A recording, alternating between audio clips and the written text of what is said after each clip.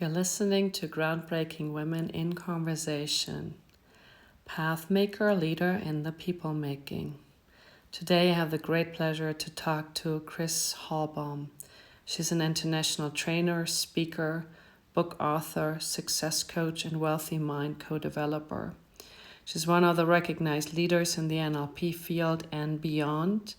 And as we speak, she's launching her new beautiful book on questions and techniques for coaches and therapists. Hello, Kris. For me, she's an amazing Hello, model Ava. as a trainer, as a So human being, and as really a woman. delighted Enjoy today our to sit conversation. cross continents together with Kris Hallbom, who is really one of the leaders in the NLP field for over 32 years now, a contributor, author of books, and one really important one to come out and launch pretty soon. I don't know if you can maybe even hold it up.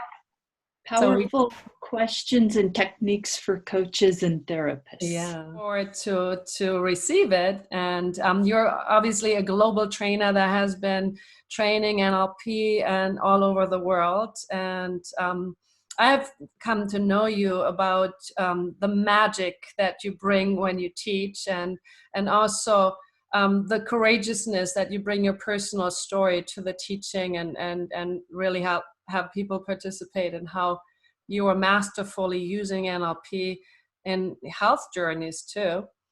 And you're really recognized and admired by many, many people in the field. And I want to say across the field too, way beyond NLP.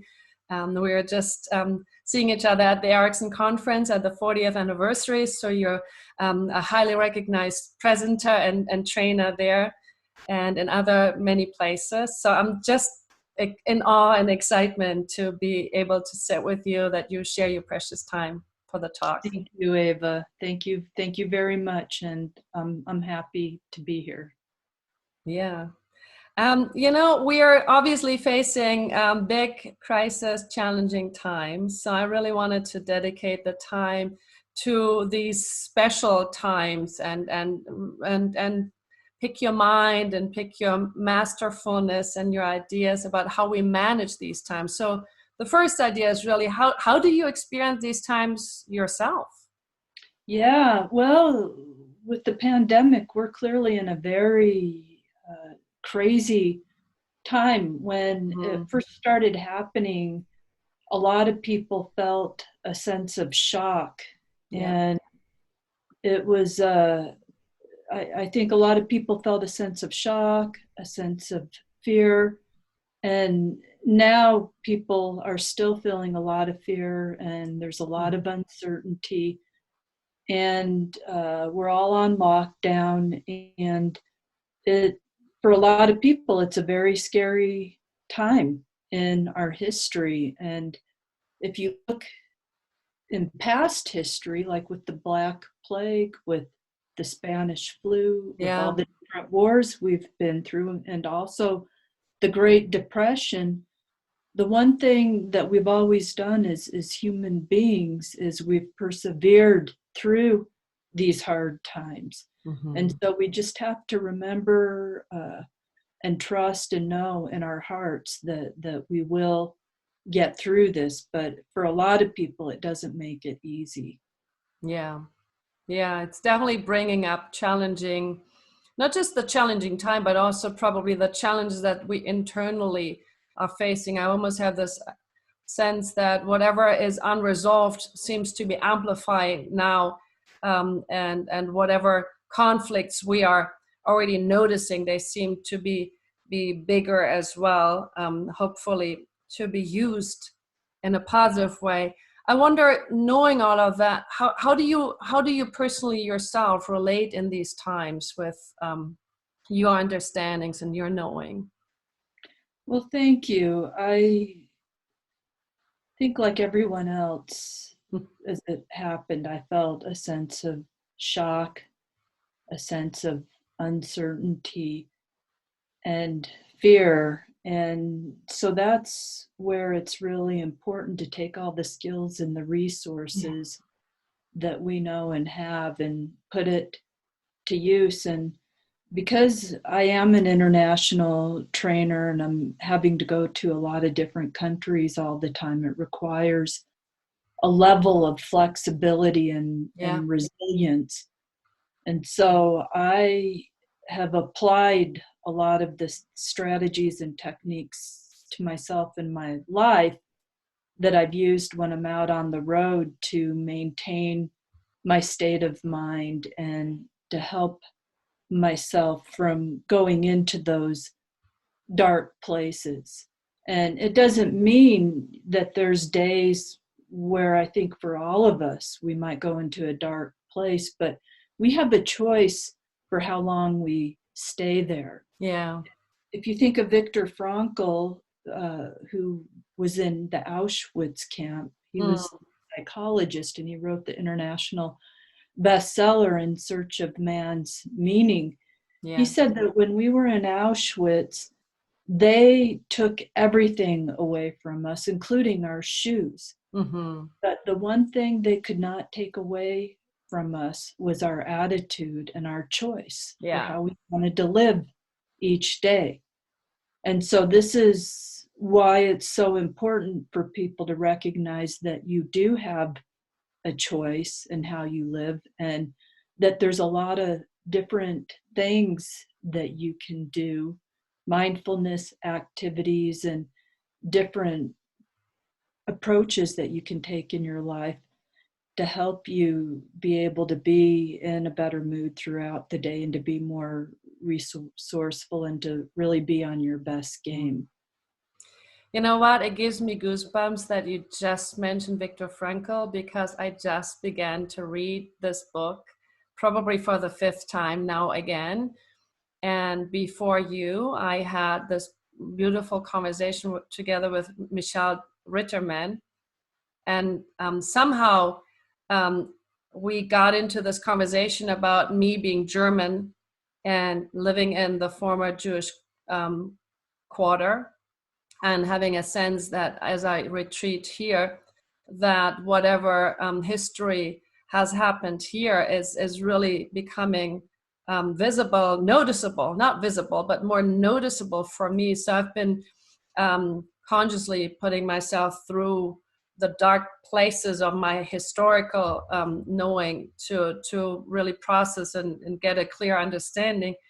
And then she said to me, that she's of Jewish descent, so that she doesn't feel that there's any coincidence that we should meet in this particular point in our life and have these exchanges and sharings. And so I'm just noticing that there are a lot of synchronicities seeming to happen also, where things are just coming together and we seem to be on the same wavelength, and that can be very magical. And the sentence I read last night was that Viktor Frankl said the only thing we had was our pure, naked, literal and metaphorically existence. And that's all that was left. And how to creatively use that as a realization of they're still in that choice. Exactly. It's definitely a choice in terms of our ability to exist in the moment. And again, I think that's why mindfulness is so empowering to do that. And my sense is some people might not actually know what it means to be mindful or to experience mindfulness, but what it means is that you're literally being in the present moment and you're making a choice to do that. And so you're not projecting into the future or into the past. And Eckhart Tolle wrote the book, The Power of Now, a guide to spiritual enlightenment. Yeah. And there is a real power in being in the present moment, and that's where you have the most control. And it is a choice. And it's all a matter of where you choose to put your attention, what you choose to focus on. And people need to recognize that that is a choice, and that there's, like I said, there's a lot of different activities and things that you can do to help give you a feeling of having more choice in terms of how you decide to be in each moment throughout the day. I love that. And that just obviously brings the question, do you have any practice that you yourself like to do to get into this place of mindfulness and be in the here and the now?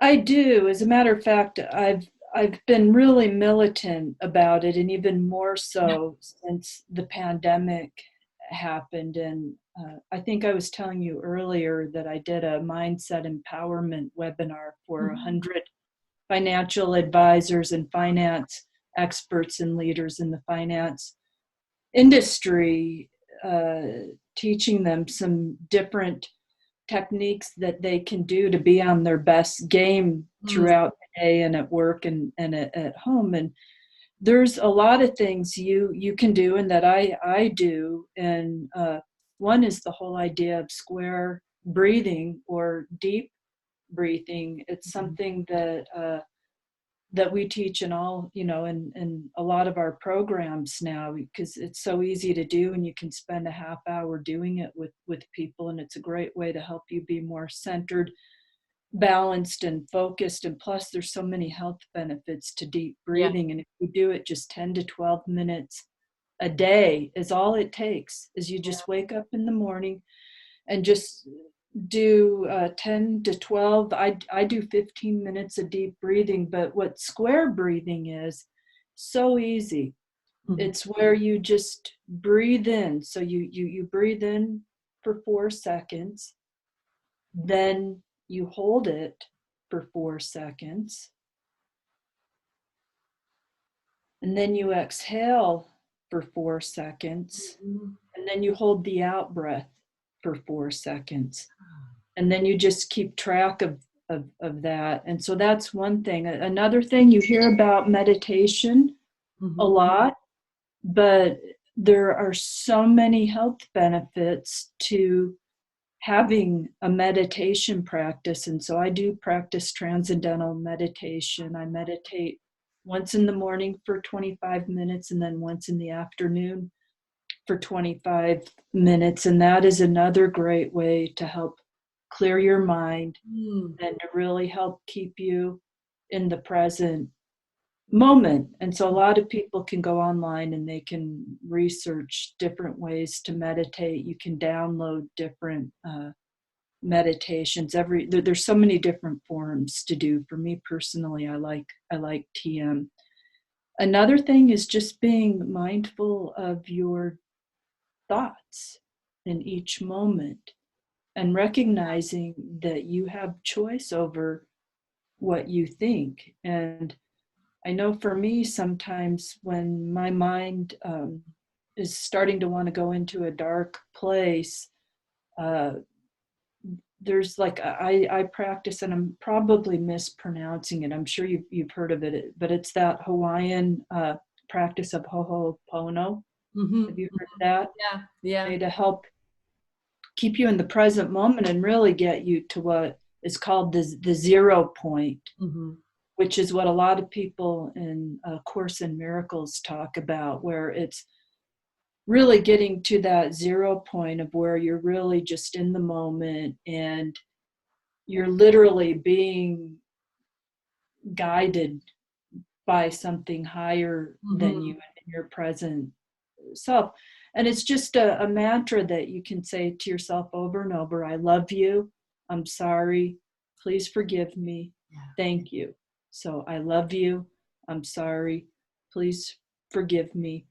Thank you. And the people that practice this a lot say that they say that when you do this, there's a book called 0 Point that was written by Joe Vitale. And he says that when you do this, it's literally like you're cleaning. It's almost like, your windshield, your eyes are foggy, and you start saying that, and you clean, is the metaphor that he uses, but it's a form of forgiveness, and it really puts you in the present moment. And so that's just an ongoing mantra that you can say to yourself, or anything really that is going to make you feel good.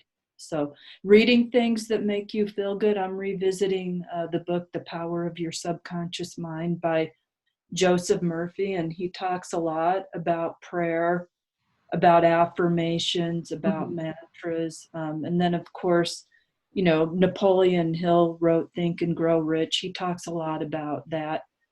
So those are different things that you can do. And then, of course, for people in NLP, it's just endless.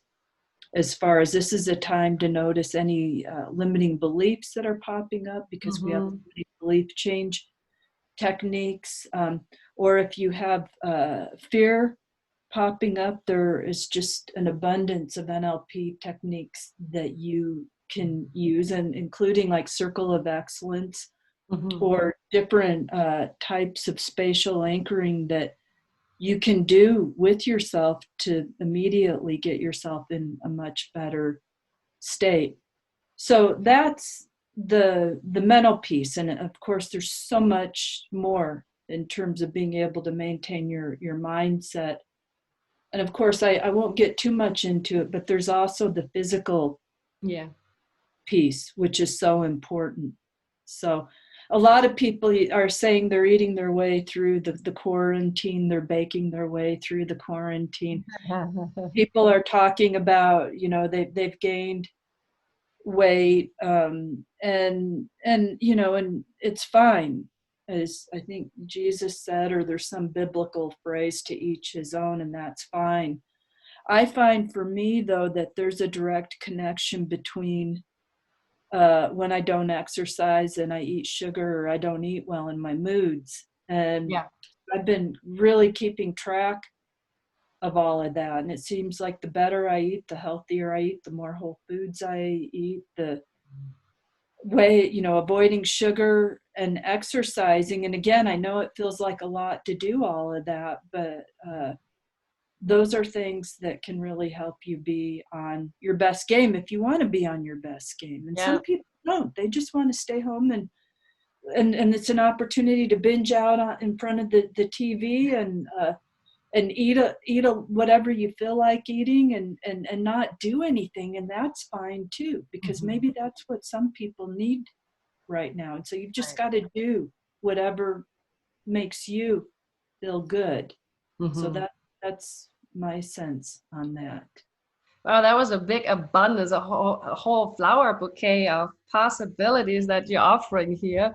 A number of them I really resonate with. One, I want to say thank you so much to bring that to my attention again, of those 4 mantras that I have actually heard a long time ago, and somehow they slipped my attention again. And I'm so grateful that you were just bringing them back, because those are so powerful, simple words, and important to really remember. What was it again? It was, I love you. I love you. I'm sorry. I'm sorry. Please forgive me. Please forgive me. Thank you. Thank you. And what that really means is when you're saying it, it's more about how you're choosing to perceive reality. So when you say I love you, it's like what you're saying is, I love the way that I'm representing reality right now. I'm loving the way that I'm choosing to think about it. I'm sorry for these thoughts that I'm having about all of this, or about this person right now. Please forgive me for these thoughts about this or this person. Thank you for forgiving me for these thoughts. So it's like, I love you, I love my thoughts, I love my perception, I love, and it's just asking for forgiveness of that. And it's very powerful. So I love you, I'm sorry, please forgive me, thank you. Thank you. Yeah, really simple and so powerful, so profound and beautiful. The second piece that's so resonant with me is you were talking about cleaning. And you may recall that I originally come from the cleaning industry, from a 3rd generation company, been passed on. And I'm still working in the cleaning industry as well, not just in the satir field as a teacher, and I actually did develop, because of that connection, a cleaning exercise, which is cleaning your perception, and then I asked them to clean it like the way they professionally do the window cleaning, so that they can Oh, really? eyes or the windows, and then just have a way of having a fresh, what I like to say, have a fresh look at your partner, or usually I do it as a pair exercise, to then really detect 3 new things that they are now, after they cleaned their perception with their favorite professional cleaning technique, window technique, what are they aware of now that's new in this moment after they have cleaned the windows. And it's really astonishing that all of a sudden there seems to be a fresh new look at looking at the world, and in this particular case is another person in front of them. So that's really nice. And yeah, that's nice what you're doing too. Thank you for sharing that. I love it. Yeah, and the other piece is something that you were pointing out about the sugar. I made that experience myself. I actually had to look at my nutrition more from a health point of view. So I was kind of forced to look at different things that would be more helpful for my body. And I did realize that in particular, white sugar is really not very helpful for me. And it definitely changes and shifts the mood. And so it was on my personal journey to really discover that, so I can just echo that back as personal reference, knowing it. And as you know me, I like to move. So I'm usually with a sitting meditation, I cannot do that for a short amount of time. I'm not as advanced as you to be able to do it for 25 minutes. So my version is shorter. And then my meditation goes into movement practices. So I tend to bring sort of meditation into a flow, like Tai Chi practices or something like that. Well, that's nice. And thank you, because like I said, you got to do whatever works for you. And even if that means not doing anything and just catching up on all your TV and eating That's what right. you want. I mean, I think this is a real time for people to nourish themselves and replenish themselves and rejuvenate. And Yeah. we've all got our different ways, and you've got different ways for how you like to do meditating. And I know you know, movement is very important to you, and that in a sense is a form of meditation, right? Yes. Don't you think? Yeah, totally. And very self-nourishing. Yes. Yeah, definitely for me. There's something I realized along the journey a long time ago, that for me to go into a really generative trance state and a meditation state, movement actually helps me. If I restrict myself to be too still, it actually holds something back that allows me to settle into a more higher state of consciousness in order to really get into the flow of a positive trance. Something I discovered way back when, and because my perception was I got to be sitting still and not move at all, and that's the way to do it. And I realized I didn't go anywhere well. And then as I noticed, oh, there's some automatic fluid movements that just start to activate. And if I just allow that to happen, something happens where I can really settle into a nice meditation state. And that permission allowed me to really dig into a much better, high quality state.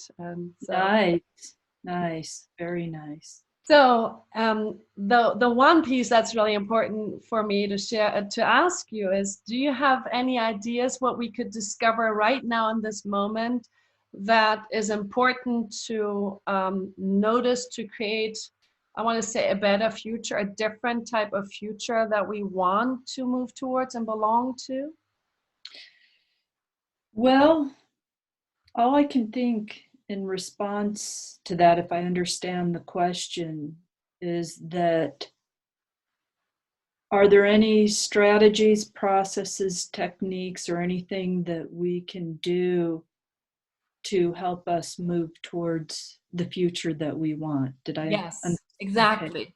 Perfect. Yeah. It's funny because I wrote an ebook, actually. It's on my the WealthyMind.com website, called the Magic of Bring Forthism and How to Create Reality. And of course, being in the field of NLP and a coach, I feel like my whole job is helping people create their dreams and create their reality and what they want. And right now is a very interesting time because there's so much uncertainty. And so it's really hard to know what is going to happen. And we have to take it on a day by day basis.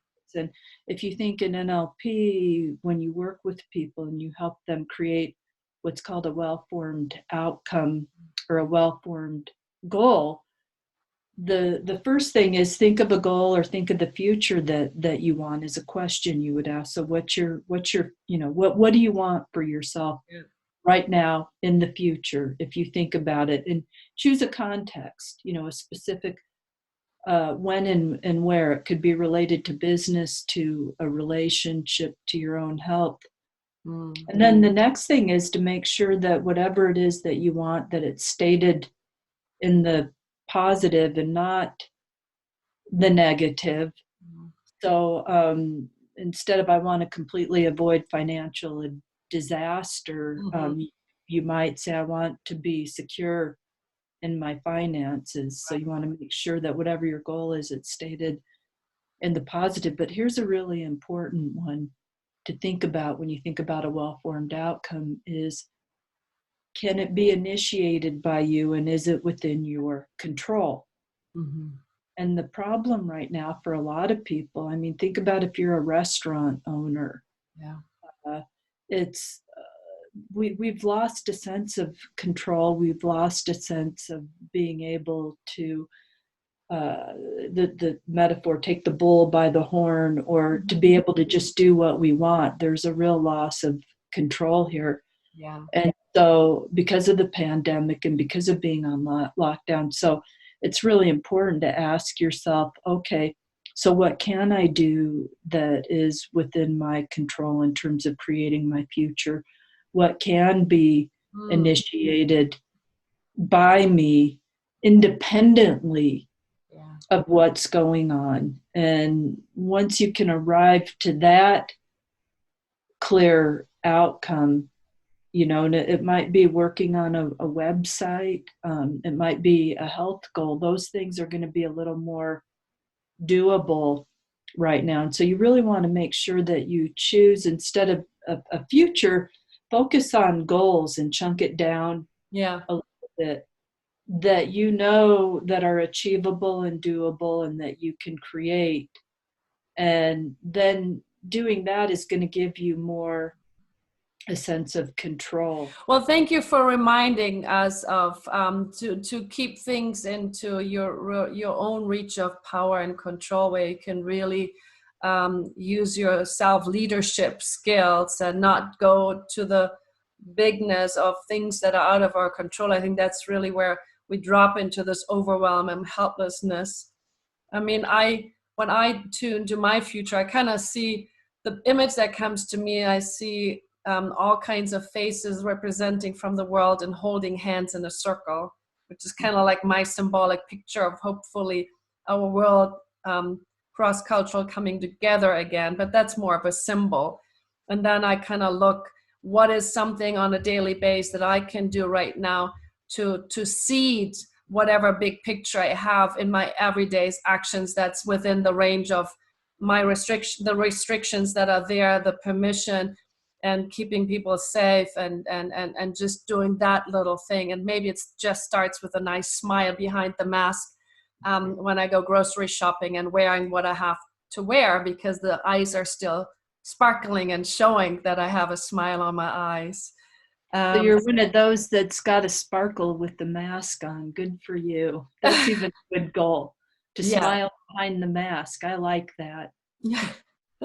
I'm hoping. Sometimes it's, sometimes different. So the last thing is there any life motto you want to share? Anything that has, I don't know, like a theme or life motto that you may have? Yeah. And I guess it's the real power that we have right now is really in the present moment. And so enjoy the moment and do whatever you can to enjoy the moment and to give your sense of self of control. And for me, it's walking 8 to 12,000 steps a day and practicing all my mindfulness activities. But for some people, it might be eating a bag of little Reese's peanut butter cups and getting caught up on your favorite TV show and doing all the little things you couldn't do because you're on lockdown. And so the motto is really enjoy the moment, do your best to be in the present moment, do what you can do to be in control, and reach out to loved ones and talk to people, and just remember that you have the choice in your day-to-day moment and in your attitude and how you're choosing to perceive reality. It's a choice. That's beautiful. That's really beautiful. And just one thing that came to my mind, I just noticed that these days, I don't know, for whatever reason, my teenage songs are coming back to me. And the one song that just recently came back to me was Tears for Fears, Shout Out Loud. And I don't know why it came, but it just came. So I was wondering, is there any particular song that surprisingly at this time came to you that you feel like you need to sing out loud? Well, definitely Tears for Fears, Shout is a really good one. And I have an old song from the 40s, I think, a lot, by the Andrews sisters, and it's called a bushel and a peck. And I'm a terrible singer, but it's I love you, a bushel and a peck, a bushel and a peck, and a hug around the neck, a hug around the neck. I You love should that. look it up. So it's called a bushel and a peck, and it's by the Andrews sisters, and kids love that song. And when I was a little girl, my dad sang that song to me a lot. That's so beautiful. I'm gonna look it up. Yeah, it's in different versions, but the Andrews sisters version I really like a lot. So and when you think about it, they were out and about during World War II. Yeah. And they were cheering people up, and so that was one of the songs. But it's a happy song. Awesome. So. Well, thanks for that happy song at the end and for this beautiful connection. Thank you for your presence and being willing to share this conversation with me and with us. It's really precious. Well, thank you for the beautiful interview, and so nice to be connected with you, Ava. And I look forward to when we see each other again, and hopefully in person next time. So a big healthy hug to you and to everybody that's watching, and we wish you all a lot of good health and wellness right now. Thank you. Stay healthy. Stay well. You too. Okay. Take care. Bye. Bye-bye.